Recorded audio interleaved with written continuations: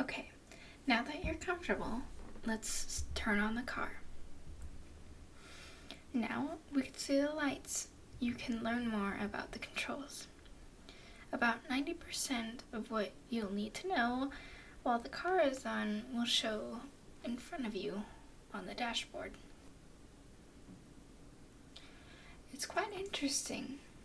Originally, the horse-drawn carriages were a border of wood or leather at the front to protect the driver from mud that was dashing up from the horse's hooves. The first car kept this design to keep drivers from whatever debris was dashed up by the front wheels. Eventually, this evolved into what we have now, a way for drivers to see what's happened to the car. There are some that are universal, but not every car has the same light in the same place. You can learn the basics here. There is no matter what car you end up driving, you can pretty much figure out how the controls based on the basics.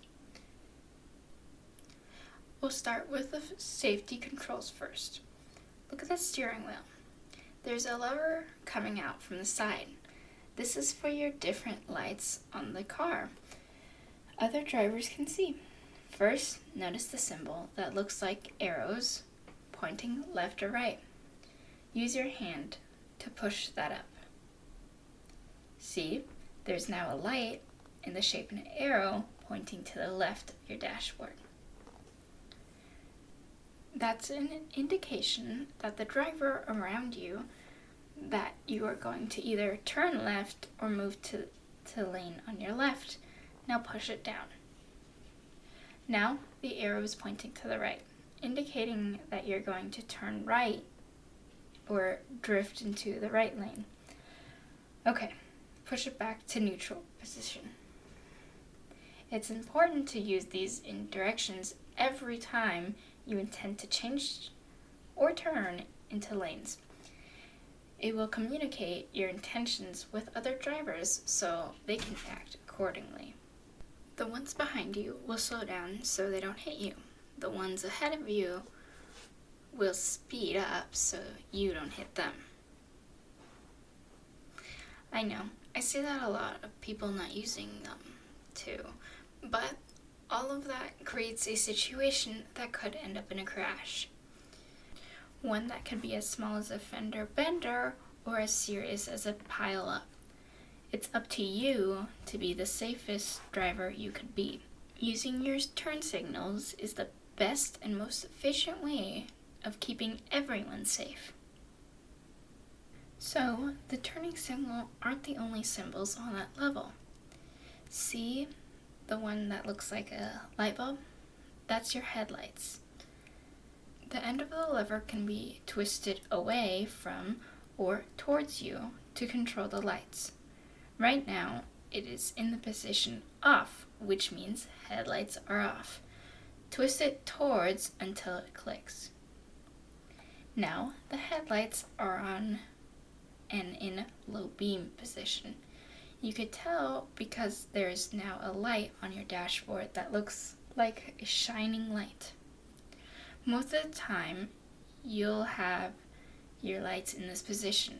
It's pretty much the default settings. Most driving laws say that you have your headlights turned on 30 minutes after sunset and leaving them on until 30 minutes before sunrise. However, you need to use your best judgment. It's always best to turn your lights on anytime you don't see at least 1,000 feet or 300 meters ahead of you. You should also use your lights whenever it's raining. The rain makes it more difficult for people to see cars coming towards them.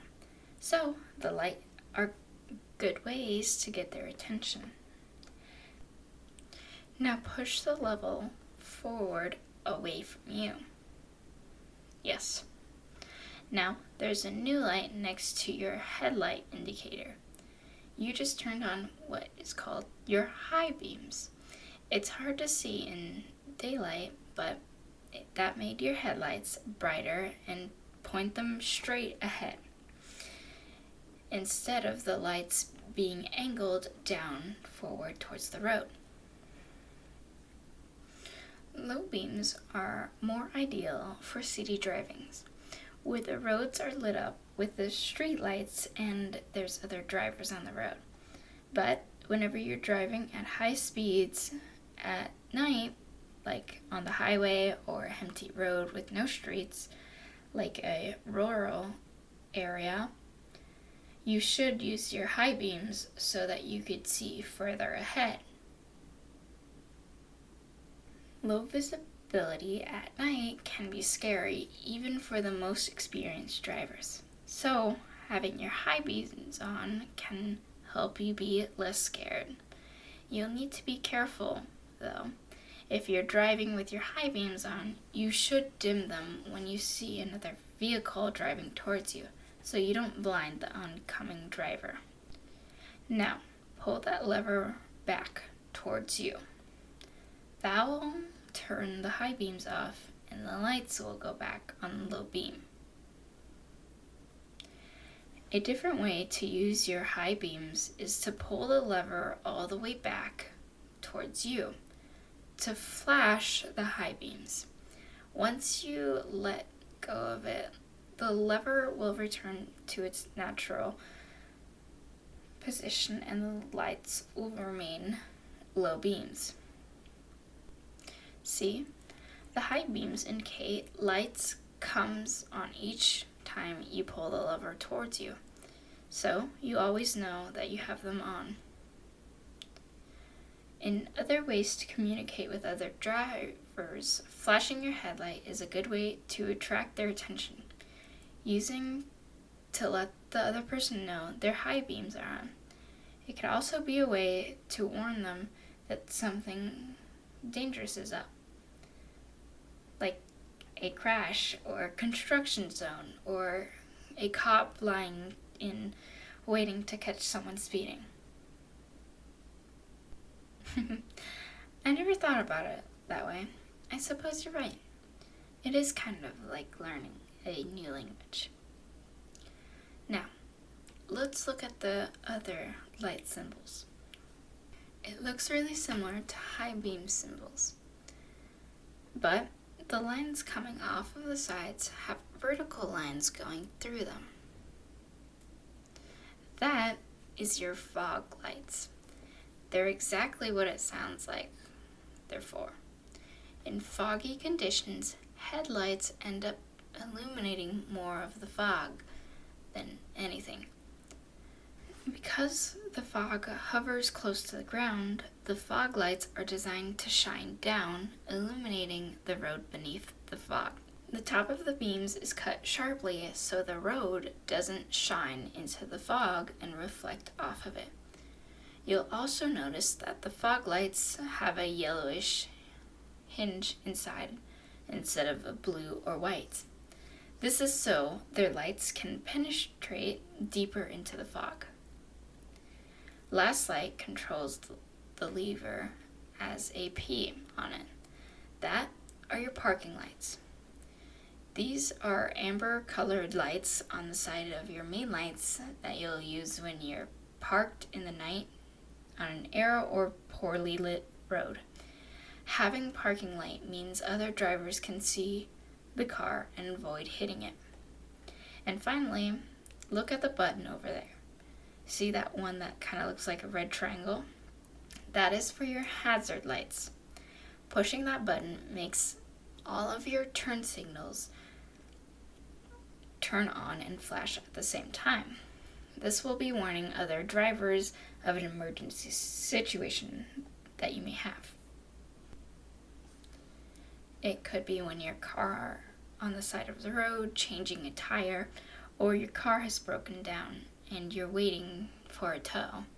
Anytime you pull over and you don't want other drivers to hit you, it's a warning for them to use extra caution. I know the idea of lots of lights and symbol flashing at you can seem overwhelming, That's why we're going over these. Once you're familiar with them, all do, then you won't panic when you see them or need to use them. Remember, it's all about you feeling safe and helping to keep others safe while you're driving.